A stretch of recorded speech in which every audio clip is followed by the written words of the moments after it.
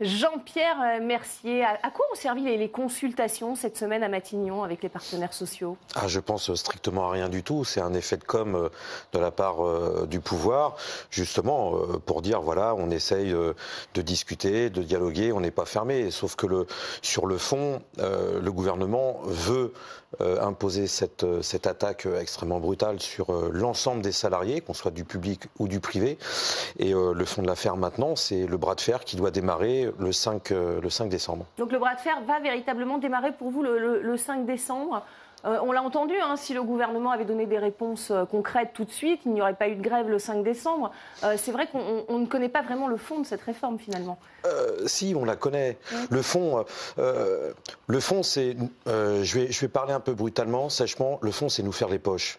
C'est nous faire travailler encore plus longtemps pour, en plus, derrière, nous faire percevoir des pensions de retraite qui vont être de la misère. C'est faire un régime spécial, unique, pour l'ensemble des salariés, un régime de misère. Il est là, le fond de la réforme. Après, le détail... Peu importe le détail, moi je vous dis très franchement, peu importe le détail. Le bras de fer doit démarrer le 5 décembre parce que c'est véritablement un bras de fer que l'ensemble des travailleurs doivent mener contre le gouvernement. Mais je pense qu'on y reviendra tout au long du débat, de l'émission. Ça va maintenant, moi les échos que j'ai, le sentiment que j'ai, c'est que ça va au-delà de l'affaire des retraites. Voilà, ça va au-delà des affaires des retraites parce que beaucoup de secteurs ont décidé d'être dans la rue le 5 décembre prochain. Les transports, les policiers, les pompiers, les étudiants, les enseignants, la justice et même les gilets jaunes ont décidé de se joindre à ce mouvement. Alors, où mettre le curseur finalement? On a parlé de la fameuse clause du grand-père. C'est quoi? Est-ce qu'il faut imposer un âge finalement de départ à la retraite ou est-ce qu'il faut que ce soit plus souple? Jean-Pierre Mercier, est-ce qu'au moins là-dessus, les syndicats sont d'accord? Il faut travailler plus longtemps? Non, il ne faut pas travailler plus longtemps, il faut travailler moins longtemps.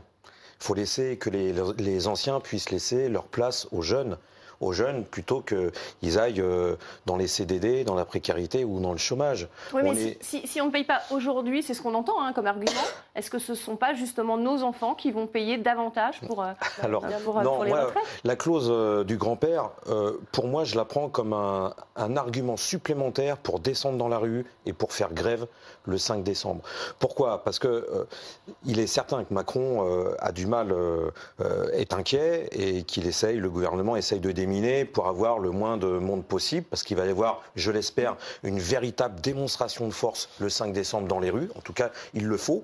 Mais du coup, il essaye de laisser penser que ça sera nos enfants qui seront concernés. Mais mon Dieu, justement, nous, on se bat à la fois pour nous, mais pour nos enfants. Qu'est-ce qu'on veut laisser à nos enfants? Est-ce qu'on veut leur laisser Mais il faut pouvoir les financer, ces retraites aussi. Comment est-ce qu'on... Allons-y.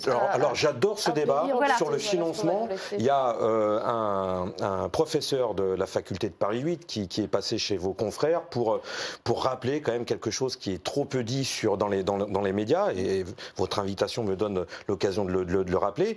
C'est Lionel Jospin qui avait créé un fonds de soutien aux retraites, plus un autre système, la CADES.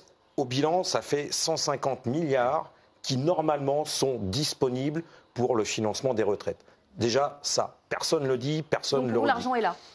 L'argent est là, mais surtout, les grandes entreprises du CAC 40, elles ont largement les moyens de la richesse. On la crée, cette richesse, tous les jours en France.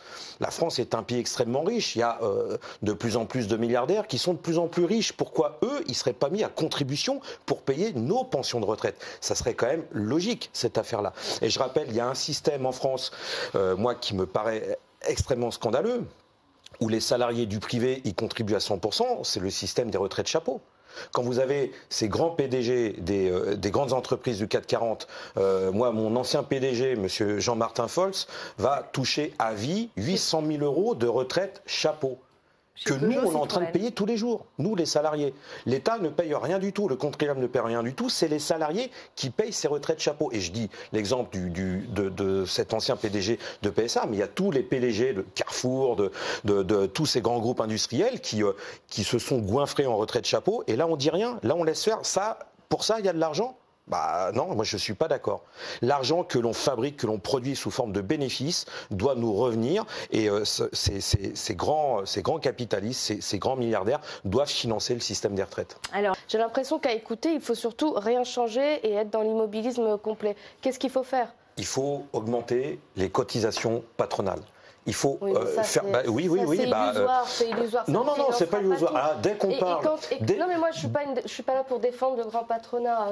Oui, mais vous le faites quand même un petit peu. Excusez-moi, vous le faites quand même un petit peu. Je trouve juste que c'est des solutions qui sont un peu faciles. Et ça, c'est toujours alors, la même pourquoi chercher la complication quand vous avez un tas d'argent au milieu de la table et qu'il est pris, qu'il est mangé que par une petite minorité. Cet argent, c'est nous tous qui le fabriquons. Moi, je reviens juste sur les soi-disant régimes spéciaux de la SNCF et de la RATP. Ça représente rien du tout sur l'ensemble, absolument rien du tout. Là, la différence, c'est que ce que fait Macron par rapport aux autres présidents de la République, c'est qu'avant, on avait un gouvernement qui attaquait ceux du privé. Après, l'autre gouvernement suivant, il attaquait ceux du public, ceux du privé, ceux du public, les uns après les autres. Et ensemble, on reculait année après année. Là, Emmanuel Macron, il fait plus fort. Il se croit plus fort. Il attaque ceux du privé et ceux du public. Moi, je travaille dans le privé. Si sa réforme passe, je vais, excusez-moi du terme, je vais morfler, je vais payer. Je vais travailler encore plus longtemps pour toucher une pension de retraite misérable. C'est ça la solution. L'argent économisé va aller où, d'après vous ? Il va aller toujours dans les mêmes poches. Et ça, c'est inacceptable. Vous allez vivre plus longtemps. Plus longtemps en bonne santé. Mais non, en France, la fin de vie en bonne santé recule. Oui. Recule. Légèrement. Vous comprenez ? On a des métiers de plus en plus durs, de plus en plus compliqués dans le sens au niveau de la santé et des conditions de travail, parce qu'on est de moins en moins nombreux à travailler pour faire encore plus de travail. Et mais on est quand même dans un pays riche. Oui, moi je suis pour revenir à la retraite à 60 ans, même arrêter de travailler avant 60 ans.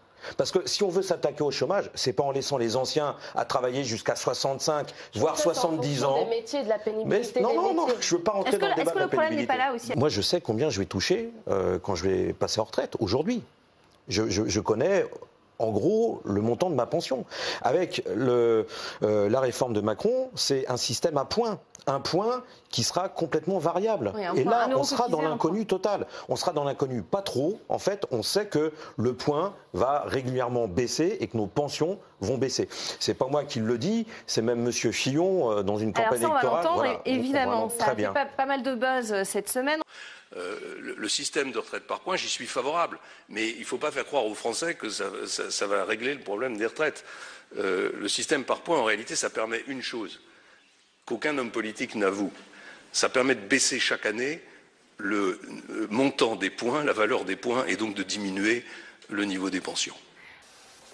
Moi, j'adore pas le mot de pénibilité parce que ça donne le sentiment que le travail serait pénible. Mais il y a des conditions de travail qui ne sont pas les mêmes. Thierry Marty, alors ça a fait rire tout le monde sur ce plateau, le mot pénibilité dans la bouche d'Emmanuel Macron. Une réaction, Thierry Marty ? Oui, moi je l'invite à venir. C'était le début des concertations. Je l'invite à venir faire quelques nuits sur les chantiers de renouvellement des voies à la SNCF. Il va voir ce que c'est que du travail pénible, surtout en cette saison-là. Est-ce que ce serait comparable aux grèves de 1995 où effectivement la capitale a été totalement bloquée, la France aussi ? Non, je pense que c'est différent. Pourquoi ? Là, c'est différent parce que en 95, c'était le public qui s'était mobilisé légitimement, à juste raison. Là, ça va être d'abord l'attaque, elle concerne les salariés du public, mais aussi tous les salariés du privé. Du secteur privé, on est tous attaqués et moi je suis convaincu, le sentiment que j'ai là, c'est que c'est le 5 décembre, c'est au-delà du système des retraites, au-delà de l'attaque sur les retraites. Les salariés du privé qui vont se mettre en grève et qui vont descendre dans la rue, c'est aussi pour le pouvoir d'achat. Un an de gilets jaunes qui ont posé le problème sur la table du pouvoir d'achat, il n'est pas réglé. Il faut augmenter les salaires. C'est le problème du chômage, c'est le problème de la précarité, c'est le problème de vos gamins qui n'arrivent pas à trouver du boulot, qui sont toujours dans des missions d'intérim. C'est les anciens qui n'arrivent pas à boucler les fins de mois. C'est les retraités qui n'arrivent plus à vivre. C'est tout ça qu'il va y avoir le 5 décembre. Donc on est vraiment différent de 1995. Le 5 décembre, c'est pas la grève de la SNCF et de la RATP, c'est la grève du monde du travail dans son ensemble pour défendre ses intérêts, pour défendre ses conditions de vie. Mais on ne touche pas au régime des cheminots, au régime de la RATP, aux régimes spéciaux, mais est-ce qu'on peut néanmoins réformer les autres régimes? Mais il faudrait revenir au départ à la retraite à 60 ans. Pour tout le monde. Oui, Alors c'est déjà 62 pour les députés, les mais oui, sénateurs. Mais comprenez, moi c'est vrai je voudrais vous répondre, c'est pas que ça va devenir plus dur. C'est que c'est déjà très dur pour les retraités aujourd'hui. Le mouvement des Gilets jaunes, il y avait une grande majorité qui étaient des retraités du monde du travail qui avaient travaillé toute leur vie et qui n'y arrivaient plus en retraite. Et là, ce qu'ils sont en train de nous préparer, là, François Fillon, on ne peut pas le taxer de menteur. Moi, je dis qu'il a raison, surtout quand il s'adresse à un parterre de grands patrons. Ils n'ont pas l'habitude de mentir aux patrons, ces gens-là. Écoutez, vraiment, oui, ça va nous faire extrêmement mal. Salariés du privé, vous êtes concernés à 300%. Par cette attaque, et y compris les mères de famille. Les mères de famille du privé pouvaient bénéficier de 8 trimestres travaillés quand elles avaient eu des enfants. Les mères de famille du public, c'était seulement 2 trimestres. Le gouvernement dit, par souci d'équité, on va tout supprimer. Voilà. C'est ça la brutalité de cette attaque. Vous savez, il y a une source de financement qui est très simple et qui doit vous toucher. C'est simplement si les patrons payaient au même niveau les salaires des femmes, ça ramènerait 4 milliards de recettes dans les caisses de retraite. Simplement si les femmes étaient payées à égalité par rapport aux hommes, à tous les niveaux. 4 milliards en plus dans les caisses de retraite. Vous savez, et elles auraient une meilleure retraite. Et elles auraient une meilleure retraite. Par la même occasion. Elles auraient un meilleur salaire. On y verra plus clair en janvier, selon vous, Jean-Pierre Mercier, ou on va continuer dans cette...